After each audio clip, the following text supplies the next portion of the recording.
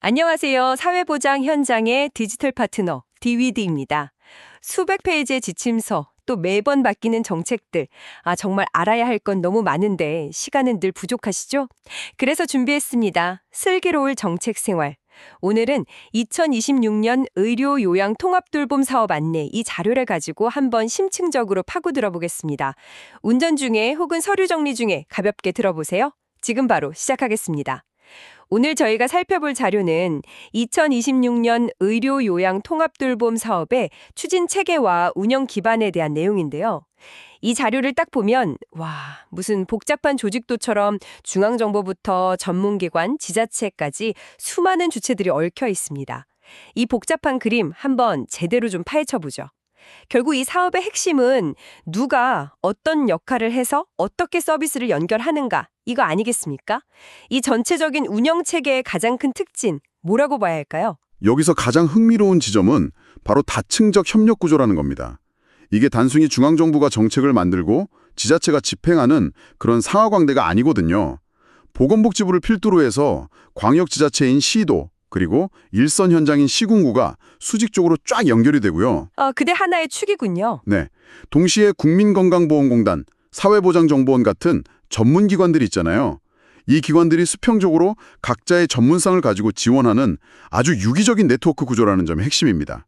각 기관이 정말 톱니바퀴처럼 딱딱 맞물려 돌아가도록 설계된 거죠. 그럼 그 톱니바퀴들을 하나씩 자세히 들여다보죠.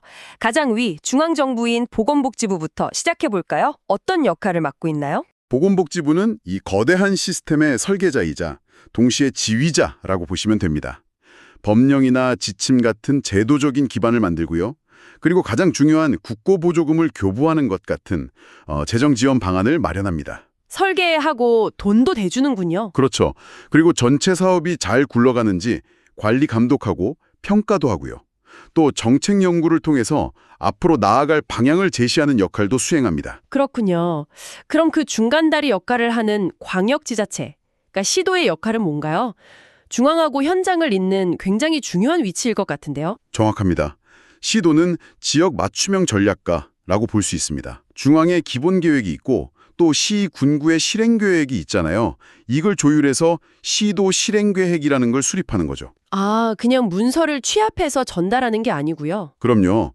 그걸 넘어서서 시도 안에 있는 의료, 요양, 돌봄 자원을 어떻게 연계할 건지 그 방안을 마련하고요.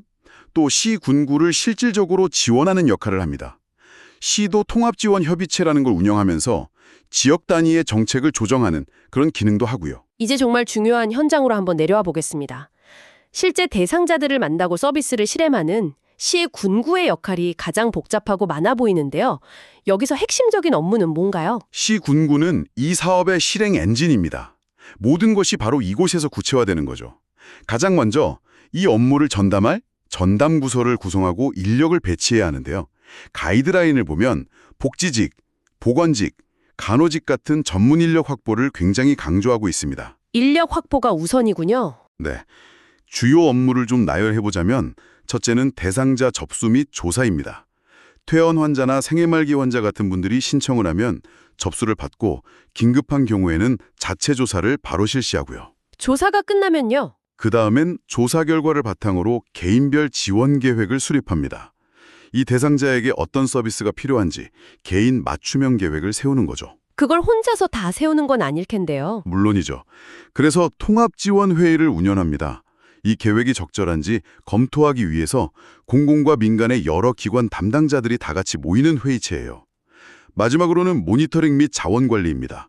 서비스가 잘 제공되는지 3개월 단위로 관리하고 우리 지역에 부족한 서비스는 없는지 발굴하고 개발하는 역할까지 맡습니다. 정말 할 일이 많네요. 실무장 입장에서 가장 궁금한 지점일 것 같은데 그럼 실제 대상자가 문을 두드리는 곳은 면동 행정복지센터잖아요. 이곳의 역할은 어떻게 나뉘나요? 읍면동은 최초 관문이자 현장 실무자의 역할을 합니다. 대상자 신청 접수 그리고 1차적인 사전 조사를 바로 이곳에서 담당하거든요. 1차 조사를요? 네, 그 조사 결과에 따라서 이분은 좀 더 정밀한 조사가 필요하겠다 싶으면 건보공단에 의뢰를 하고요. 이걸 통합판정조사군이라고 합니다. 반면에 지자체에서 직접 할 수 있겠다 싶은 분들은 지자체 자체조사군으로 분류해서 직접 방문 조사를 실시하죠. 아, 거기서 한번 나뉘는군요. 그렇습니다. 그리고 시군구 전담부서가 직접 계획을 세우는 소수의 집중관리 대상자를 빼고 대부분의 일반 대상자는 읍면동에서 개인별 지원 계획 초안을 작성하는 아주 중요한 역할도 수행합니다. 잠깐만요. 정부 조직 외에도 이 사업을 뒷받침하는 전문기관들의 역할이 정말 흥미롭습니다. 특히 국민건강보험공단은 역할이 굉장히 많아 보이는데요. 네, 국민건강보험공단은 데이터 기반 조력자라고 할 수 있습니다. 공단이 가지고 있는 그 방대한 빅데이터 있잖아요. 그걸 활용해서 돌봄이 필요할 만한 고위험군을 선제적으로 발굴해냅니다. 먼저 찾아낸다는 거군요. 그렇죠. 그리고 가장 중요한 통합 판정 조사를 직접 실시해서 대상자의 의료, 요양 피로도를 아주 객관적으로 판단하고 그 결과를 지자체에 통보해주는 역할을 합니다. 국민연금공단이나 한국보건복지인재원 같은 다른 기관들도 있죠. 그렇습니다. 각자 명확한 전문 영역이 있어요.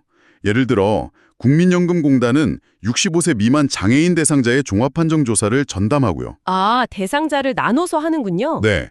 그리고 한국사회보장정보원은 이 모든 과정이 원활하게 돌아가도록 정보 시스템을 구축하고 운영하는 뭐랄까 IT 기반을 책임지는 곳입니다. 마지막으로 한국보건복지인재원은 시도, 시군구, 읍면동 담당자들의 역량을 강화하기 위한 표준 교육 콘텐츠를 개발하고 교육을 시행하는 인력 양성서 역할을 하고요. 알겠습니다. 이 모든 복잡한 체계를 거쳐서 대상자로 선정되면 구체적으로 어떤 서비스를 이용할 수 있게 되는 건가요? 서비스는 크게 노인 대상과 장애인 대상으로 나뉘는데요. 제공 우선순위에 따라서 3단계로 구성됩니다. 바로 핵심 서비스, 추가 서비스, 신규 서비스입니다. 단계별로 나눈 이유가 있나요? 네, 이 구조는 현재 제공 가능한 서비스부터 시작해서 점차 서비스 범위를 확대해 나가겠다는 정책 방향을 아주 명확하게 보여주는 겁니다. 그렇군요. 그럼 기억하기 쉽게 노인 대상 서비스 중에서 각각의 대표적인 예를 몇 가지만 좀 들어주실 수 있나요? 물론입니다. 먼저 13대 핵심 서비스에는 의사가 집으로 찾아오는 방문 진료, 어르신 안전을 확인하는 노인 맞춤 돌봄, 그리고 화재나 활동량을 감지하는 응급 안전 안심 서비스 같은 것들이 있습니다. 아, 지금도 많이 이용하는 서비스들이네요. 맞습니다. 그 다음 5대 추가 서비스에는 여러 약을 드시는 분들을 위한 다제약물 관리나 갑작스러운 상황에 대비한 긴급 돌봄 서비스 같은 게 포함되고요. 마지막으로 6대 신규 서비스는 앞으로 도입될 서비스들인데요. 병원에서 퇴원한 환자를 지역사회와 연계하는 퇴원환자 지원이나 거동이 불편한 분을 위한 병원 동행 서비스 같은 것들이 계획되어 있습니다. 장애인 대상 서비스도 비슷한 구조인가요? 네, 장애인 대상 서비스 역시 지역사회 재활, 가사간병, 이동지원 같은 8대 핵심 서비스를 기반으로 해서 13개 추가 서비스를 확충해 나가는 방식으로 구성되어 있습니다. 결국 이 모든 추진 체계의 목표는 이런 서비스들을 필요로 하는 분에게 제때 그리고 꼭 맞게 연결해주는 것이군요. 바로 그겁니다. 중요한 건 이 모든 과정이 단절되지 않고 유기적으로 쭉 흘러가도록 만드는 것이거든요. 이를 위해선 현장의 시군구 전담부서와 다양한 기관이 참여하는 그 통합지원회의의 역할이 무엇보다 중요하다고 할 수 있겠습니다. 지금까지 오늘 정책의 핵심 포인트들을 짚어봤습니다. 업무에 작은 도움이 되셨나요? 복잡한 정책을 이해하는 것만큼 중요한 건 그것을 우리 지역만의 특색에 맞춰 현장에서 구현하는 것이겠죠. 엑셀과 종이 뭉치 대신 우리 지역 맞춤형 디지털 시스템이 필요하다면 언제든 저희 디위드를 찾아주세요. 행정은 내 것이 시스템이, 현장 돌봄의 완성은 디위드가 함께합니다. 더 자세한 내용과 실무 팁은 디위드 홈페이지에서 확인하실 수 있습니다. 구독과 좋아요로 내일의 복지행정을 더 가볍게 만드세요. 보다 촘촘한 사회안전망을 위한 디지털 파트너 디위드였습니다. 감사합니다.